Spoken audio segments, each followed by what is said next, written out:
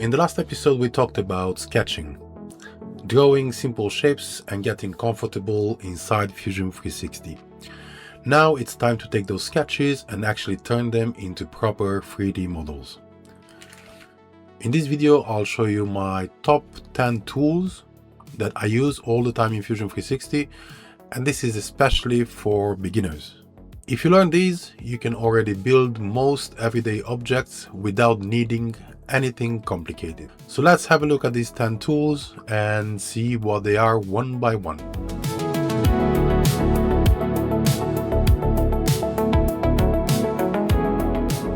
So here we are in Fusion 360, and let's take our first tool, which is called Extrude, and see how that works. We're going to create a quick profile, and in our case it's going to be a square, 50 by 50, and finish sketch. Now we have that profile. Let's talk about the first type of extrusion.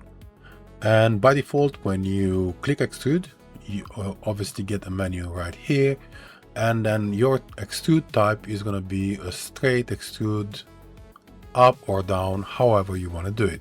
So you can go down, you can go up, and you can extrude any face. Select a face, you can go enter, select another face, and extrude that one if you want to. And you can extrude any flat surface or any profile just by dragging this little arrow. And just say OK. Now you also have a different type of extrusion, which is called thin extrude. And when you click thin extrude, you see the menu slightly changes. So you can start going up with this extrusion, and as you can see, it will create kind of a box for you. And then you can change your settings from here, from 1mm to 3mm or 10mm, and that's going to give you the wall thickness of your extrusion. Now there's a couple more really cool things with extrude in Fusion 360. When you select a plane and you want to extrude it, you also get these taper angle options. So let's say we're going to type 50mm, and then we go to this value and we just move it left or right, and it will taper your extrusion. So if you want to create a pyramid, that's the easiest way to create a pyramid. Now let's talk about the direction of extrusion. When we click a profile and click extrude, we get the direction menu here, and then we can change from one side to two sides. That means when you type a value, Fusion 360 will extrude in two different ways. So you can type different values here. You can put 40 on one and 25 on the other one, and that will extrude accordingly up or down, left or right. That's your two side profiles. Or you can choose symmetric. And symmetric means you type only one value and your profile will be extruded by the same value, both left or right or top and bottom. So if we type 50, we're going to end up with a box of 50 by 50 by 100. If we type 100, that's going to double up and it's going to be 200, and so on and so forth. Now this is symmetric, this is two sides, and this is one side. So that's your direction. That's the second kind of important thing that you're going to use. First one is the normal extrude and the thin extrude. The second is the direction. And the third one is going to be operation. And this is where things kind of get interesting, because the extrude tool can add material, can remove material, and it also can cut through existing bodies. So let's say okay to this, and let's create a new sketch on top of this, and let's create a very small circle right here, and then say finish sketch. And if we select this circle, we can extrude, like I said before, we can extrude up, and it's going to add if the operation is on join. But if you want to have a new body, to create a totally new body from that selection, you can just have a new body, and then your body count here is going to multiply. Or you can have a cut extrusion. So a cut extrusion works like this. You select the profile, you select extrude, and you can just start cutting. You start going back onto your object, and that's going to cut through your object all the way. So that is if you want to cut something from this object.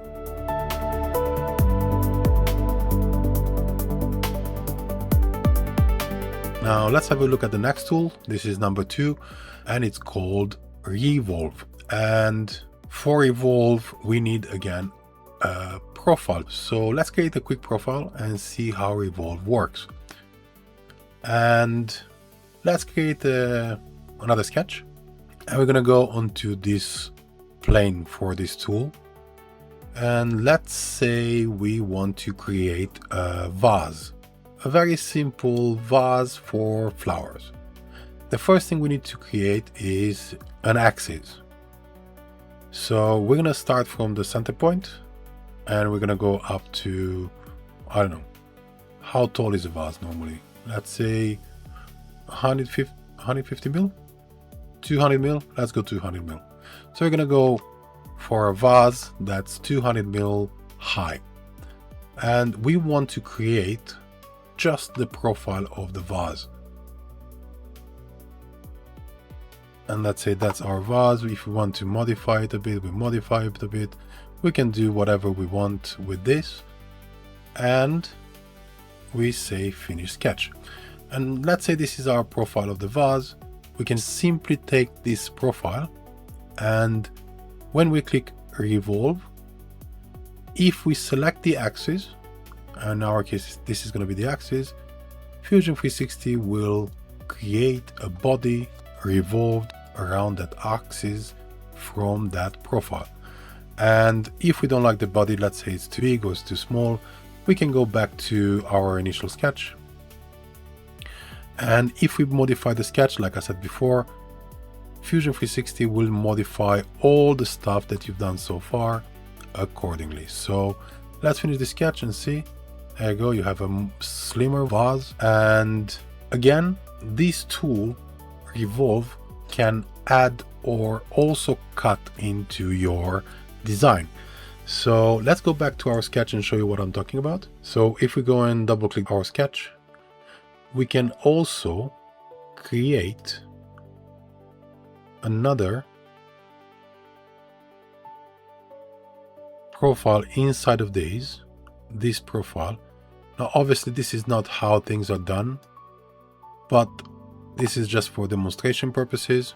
We're gonna finish this sketch and we're gonna have a look at our sketches.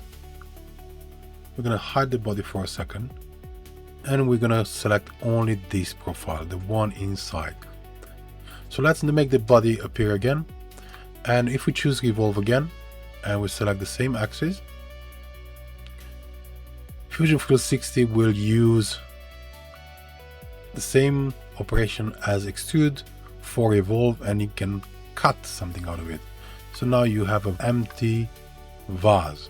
And if you want me to show you exactly how that looks, I'm gonna go to this option here called Inspect and Selection Analysis.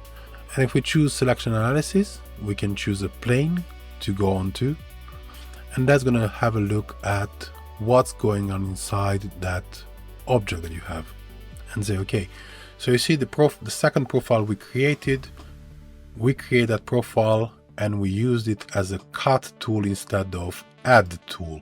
So that cut into our vase. So that's how you can use Revolve to create a round shape with less work. And you can use the Revolve tool to cut a profile into an object very easily. Okay, so that's a Revolve tool. Let's go to the next one quickly.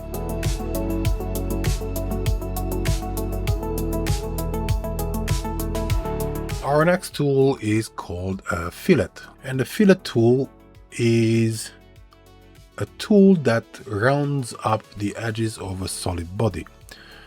So in other words, if you select a sharp edge of a body, you can use the fillet tool to make it rounder. Now you can use this tool for one edge, or you can use this tool for more edges by selecting an edge, then holding Shift and selecting any other edge. And if you use the fillet tool, then it's going to create a fillet of all those edges you selected. Now we use this tool to just create some soft edges on an object, and this makes your design step up to the next level a bit. And you can create a fillet on a sharp edge like this, or you can also create a fillet on the inside corner. So let's say you have that, and you can create a fillet onto this, or you can also create a fillet onto this one. So it depends on where you want to use the fillet. The fillet kind of gives you the same idea, the same rounded corners, and you can use them on pretty much any surface.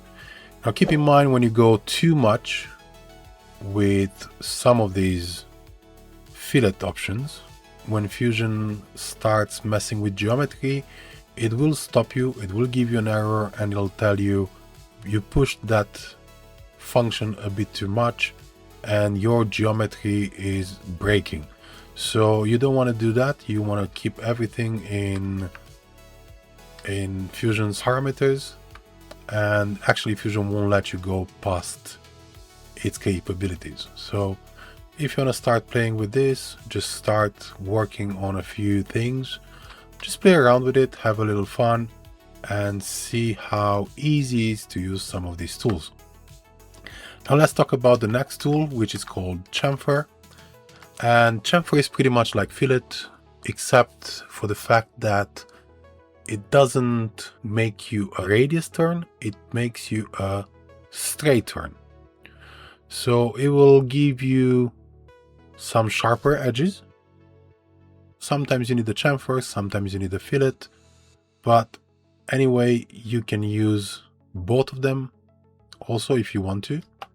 So you can use a chamfer and then you can use a fillet to smooth things out. And that's also chamfer and fillet. So fillet is almost like a chamfer, except for chamfer is straight and fillet is a radius type of chamfer, let's call it. So I showed you two tools which are almost the same with a slight difference, and then you use them whenever you think that would work for you.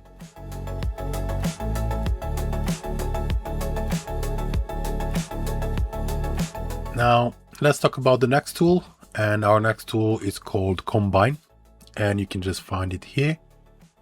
So I'm going to show you how Combine works briefly, and you can use Combine to join multiple bodies in a design. You can use Combine to cut one from another, or you can keep the overlapping areas, but we're going to just focus on joining and cutting at the moment, because that's pretty much what you need as a beginner. So I'm going to show you again with our trusty cube, but this time we're going to create another sketch next to it, and we're going to make a cylinder. I'm going to make it 50 again, just for the sake of it. I'm going to finish sketch, and let's extrude the cylinder.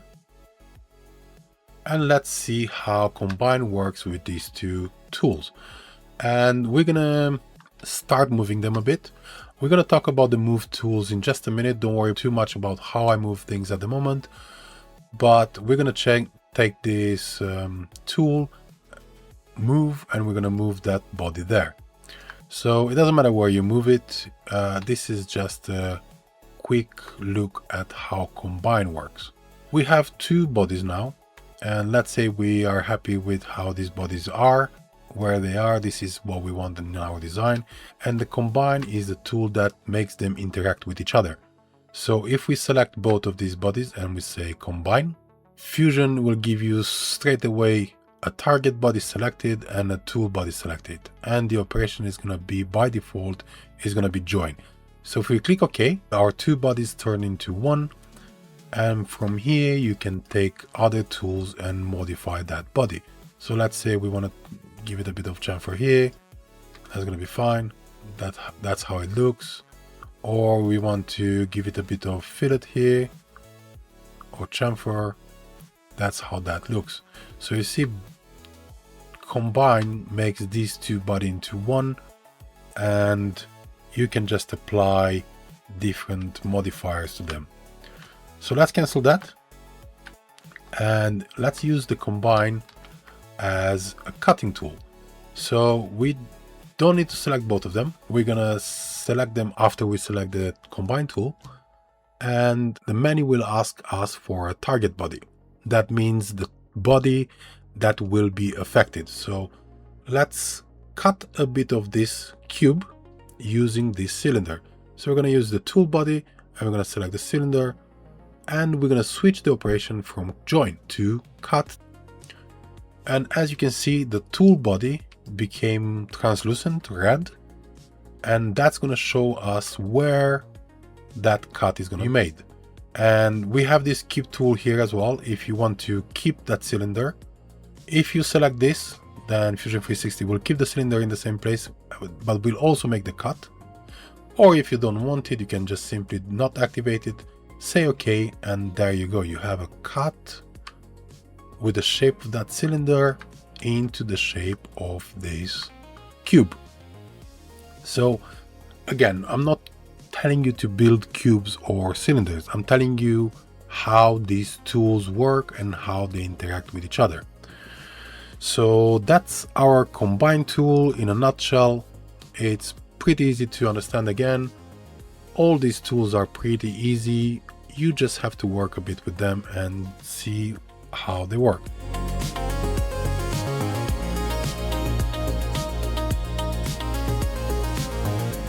And our next tool is called a shell. This is the tool right here, and we can select this tool, and let's select a face. In our case, we're gonna select this face, and it's gonna ask us the inside thickness, and we're gonna say I want my inside thickness at 2 millimeters, and that's gonna create me a box with all the walls 2 millimeters thick. Also, the bottom will be 2 millimeters thick. 2 millimeters is too small. You want to make it 5. You just simply go back to your timeline and you double click it and change that value to 5. And that's going to make your box 5 millimeter thick. Also, the bottom is going to be 5 millimeters thick. And if you don't want your bottom to be 5, you want your bottom to be only 3 millimeters, you can just extrude and say -2, because 5 minus 2 is 3, and you'll end up with a bottom of 3 millimeters thick. And that's how you play around mixing tools with your designs. Now you can do shell if you don't want a box, or you want to have a total shell of the body. You can just select that face, and you can select also this face. And when you select your shell tool and type 3 millimeters, that's going to create you a box without the bottom. So that's how you use shell in that case. Or you can select any other two faces of the objects and select shell of 3 millimeters, and that's how that's going to be created, right? Now you can have an option to extrude that out, and that's going to make it like that. Or you can select all of them 3 and use shell again by 3 millimeters, and you get the same result. So this is how you get same result using different tools, different ways. My advice to you is to take any of these tools and start playing with them and find your logic, find your workflow, find the way you think things are going to work out for you. And especially when you create something new, something that's never been made, or something that's in your mind, if you can draw it on a piece of paper, that half your battle is won, because you can break things down into different parts and you can have a look at them and figure out, okay, I can do that by extruding, or I can do that by adding something. So you can just play around with all of these tools.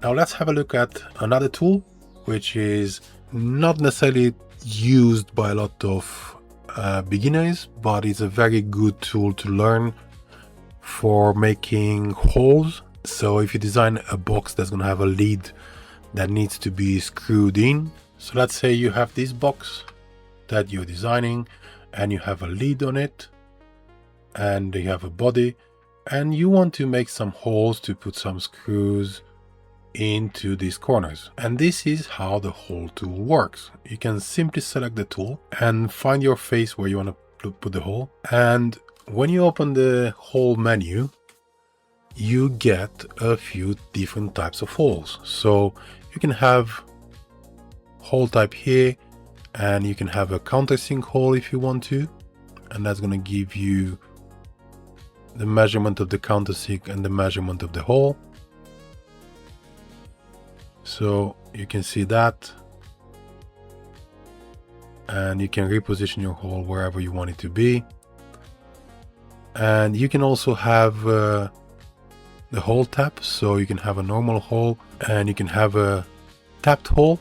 But these are not necessarily the type of things that you want to play with necessarily at the beginning. Just so you know, these tools are here.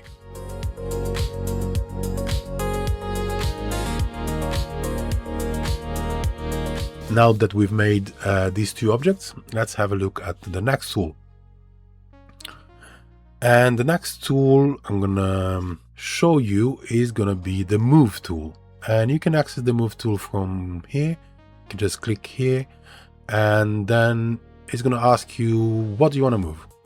I'm gonna say move object body, and I'm gonna select this body, and that will give me a movement menu right here. So you can move left, right, you can move up, down, you can turn things around. So once you figure out that you can move all of this, you can move all of that, then you can move things around and see, maybe you want to position them somewhere.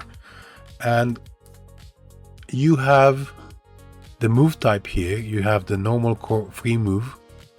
You have the translate move, which only moves your tools by a certain distance on the axis. You can just have the rotate tool if you want. So you can just select an axis, and then you can rotate that according to that axis. So if we select this axis, we're gonna move it like that. But if we select a different axis, we can move it like that. So we can select that axis and we can turn this thing around if we want to. And what else? We can also move objects from point to point. And this is, again, one of those tools that I always use. And the way this works, you can just select your origin point. So let's say I want to move this tool, and I'm going to select this corner. I'm going to take that point, and it's going to ask me for a target point. So I'm going to select that, and I want to move it up to there. And Fusion 360 will automatically move everything. It doesn't matter how high it is, how low it is, it doesn't matter where it is. Fusion 360 will take those 2 points and overlap them basically. So we have a tool, we have an object that's not on the same plane, is not on the same level, it's far from being close, and we can just select the point-to-point movement tool. We're going to select our origin point as being this one, and we're going to select the target point as being this one. And Fusion will move your object from that point to another one to align everything. And again, you just take the tool, take a few bodies, and just start moving them around. See how things work for you, and just have a feel of those tools and what these arrows, what this square means, and what everything means. So you can just grab things like this, or you can grab things like that, or you can just grab things from here. So just have a go, have a play around with this, and I'm pretty sure you will understand this very quickly. So let's remove these bodies because we don't need them anymore. And like I said before, I think try to remove, not delete stuff unless you're 100% sure, because removing stuff will not mess with your timeline. Deleting things will do. So just get in the habit of removing instead of deleting things.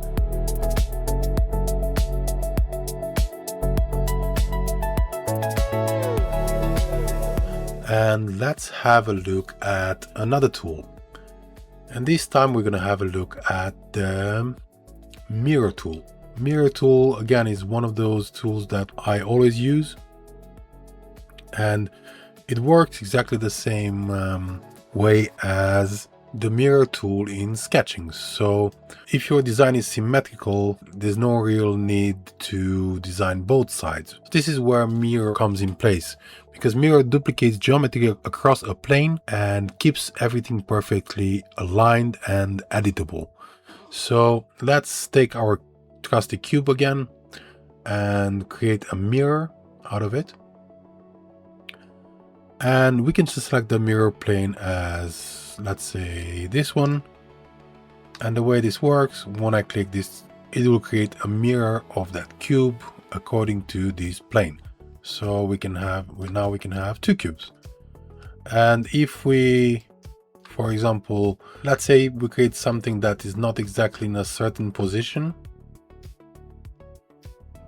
and we take this and we extrude it. Let's say for some reason we need that in our life, and say, okay, when we select this body and we apply a mirror, that will translate exactly on our next body, exactly in the mirror. So that's how mirror works on bodies, and that's also how mirror works in the sketch. But in the sketch you need a mirror line. In the tools you will need a mirror plane.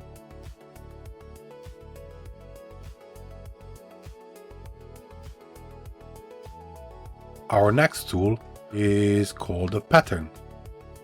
And the pattern is the tool that saves you from doing the same thing over and over again.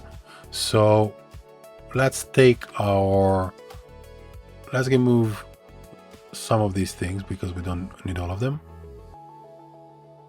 So this is the way the pattern works. We're going to keep this tiny cylinder and we're going to go to create. And you see, these are loads of those really cool tools that you can use. And we're going to go to pattern, and let's say we want to create a bearing, for example. And we can just take a circular pattern. We're going to take this cylinder, we're going to select an axis, and if we choose this one, that will create me a whole bunch of those cylinders according to one axis. So let's say this is a huge bearing with cylinders, and that's how you make that. So there we go. You can just make a pattern by doing that circular one, or if we go back, we delete this circular pattern, we take the cylinder and create a rectangular pattern. So again, we need to select an axis, and an axis can be any, and we're going to go up. By default we get 3, but we can change that to 10. So that's how you get 10 cylindrical objects right next to the other one. So that's your pattern briefly explained, and I think I already have 10. Maybe I'm going to give you some extra bonus ones.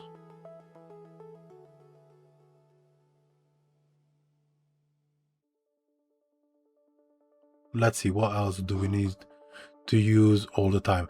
There is a tool here called press and pull, and this works almost the same like the extrude, but with a slight difference, and I'm going to show you what. And for that we're going to go back to our cube and let's make a chamfer onto this cube. So let's make a chamfer here just to show you what's the difference between press, pull and extrude.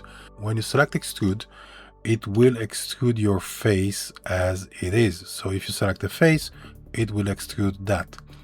If you select extrude onto this, it will do that. So it will just extrude that face or profile that you selected.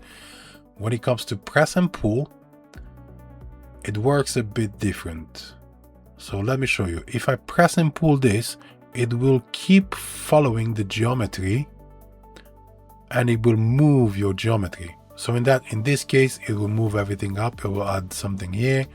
if I select this one and do press and pull, it will drag that and it will add something behind it. And if I take this and use press and pull, I can increase the chamfer that I did before, or I can kind of decrease the chamfer, so I can go back almost to the point of nothing. So pressing and pulling is very good to know, be side by side with extrusion, and just know that extrusion will take the profile and will extrude it, and then pressing and pulling will just press and pull your stuff. So there we go. That's not going to create another geometry.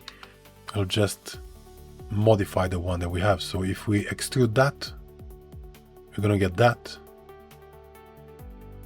If we press and pull that same face, we get a different story.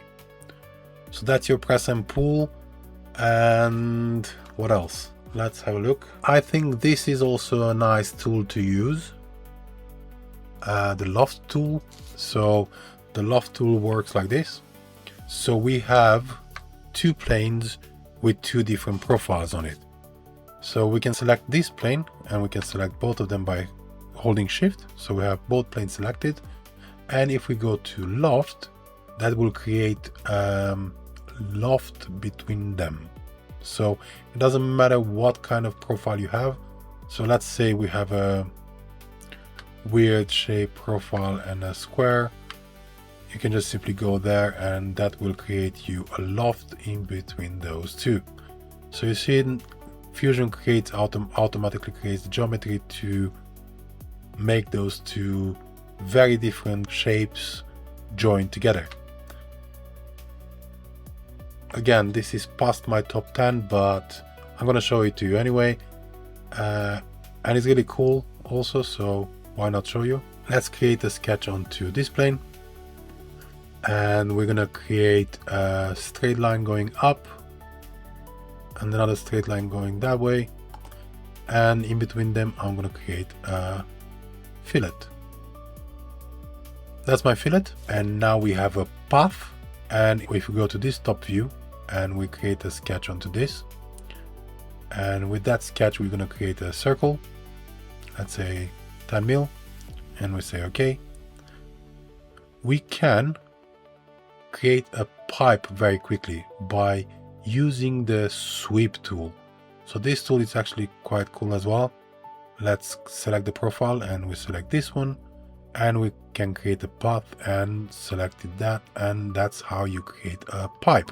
Now obviously this pipe is not hollow inside, so you couldn't have liquids or air going to it, but we can simply go to the shell and we select this and we select this end, and we say our pipe is going to be of 2 millimeter thick.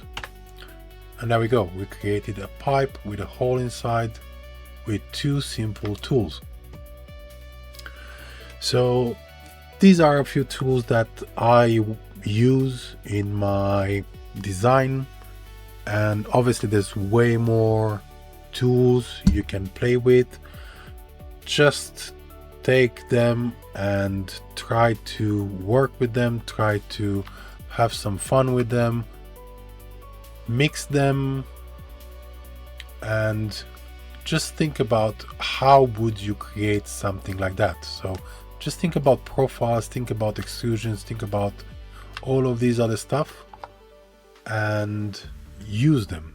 Basically use everything that you need, anything that you can reuse. On the next few episodes, I'm going to show you some more useful things that I design in Fusion 360. If you're going to follow my videos in the future, or if you've been looking at my videos so far, these are pretty much the tools that I use in almost every single video. Now, as I go along with my tutorials in the future, if I didn't talk necessarily about some tools that I'll be using, I'm going to try my best to explain the new tools that I'm using on the different projects and the new ways of using those tools. And yeah, I'm going to try to teach you pretty much all the skills I've learned through years of working in Fusion 360 and designing useful tools for the house, for myself and for my friends. So thank you for watching, and if you like this video, please give it a thumbs up and subscribe. It really helps my channel.